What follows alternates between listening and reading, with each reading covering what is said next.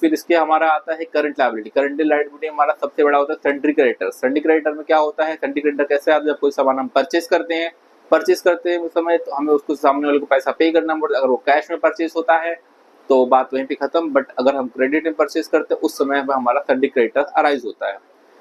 फिर हम आते हैं एसेट्स की तरफ। एसेट्स में होता है हमारा फिक्स एसेट्स। फिक्स एसेट्स में हमारा क्या आता है, एक मूवेबल इमूवेबल प्रॉपर्टी।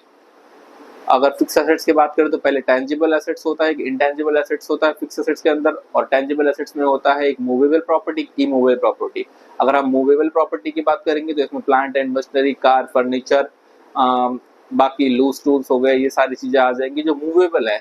और एक इमूवेबल होता है, जैसे आपकी फिक्स एसेट, जैसे आपने कोई लैंड लिया, प्लॉट लिया, या कोई फिक्स एसेट्स लिया जिसको आपने, वो आएगा आपका इमूवेबल प्रॉपर्टी में। फिर हम आते हैं इन्वेस्टमेंट में। अगर हमने कोई कहीं पे इन्वेस्टमेंट कर रखी है, किसी कंपनी में पैसे लगा रखे हैं, या किसी LIC बिजनेस में, या कोई भी बिजनेस में ऐसे हमने पैसे लगा रखे हैं, इन्वेस्टमेंट कर रहे हैं, जिसका हमें रिटर्न इंटरेस्ट के फॉर्म में फ्यूचर में मिलने वाला है, दैट इज कॉल्ड इन्वेस्टमेंट।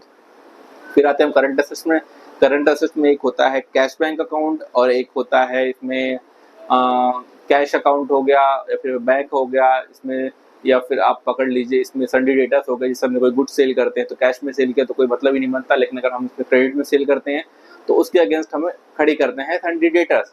तो sundry creditor is a person sundry creditor is a person to whom money is payable. जिसको हम पे करते हैं उसको सन्ड्री क्रेडिटर कहते हैं, जो हम परचेज करेंगे उसको पे करेंगे। दूसरा एक चीज होता है सन्ड्री डेटर्स। अगर कोई सामान सेल करते हैं तो हमें पैसा लेना होता है, तो sundry creditor is a person from home money is receivable. उसके बाद फिर हम आ जाते हैं अपनी सारी चीजें हमारे फटाफट हमने रिकैप कर लिया, profit and loss account and balance sheet. अब हम आगे की तरफ बढ़ते हैं। अभी हमारा थर्ड पॉइंट जो हम इससे आगे डिस्कस करने वाले हैं वो journal entries.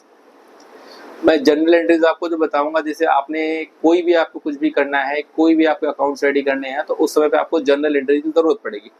Step by step मैं सारी चीजें आपको बताऊंगा, आपको किसी और चीज की जरूरत नहीं पड़ेगी। हम पहले लेजर जैसे हमने समझ लिया, profit and loss and balance sheet समझ लिया, अब हम उसको आपको उसका जर्नल एंट्री समझेंगे।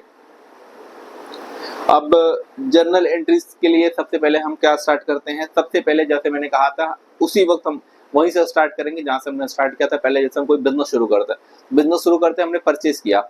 अब परचेज हमने जब किया तो उसमें दो चीजें आती हैं। कोई सामान परचेज किया तो पेमेंट आएगा उसमें।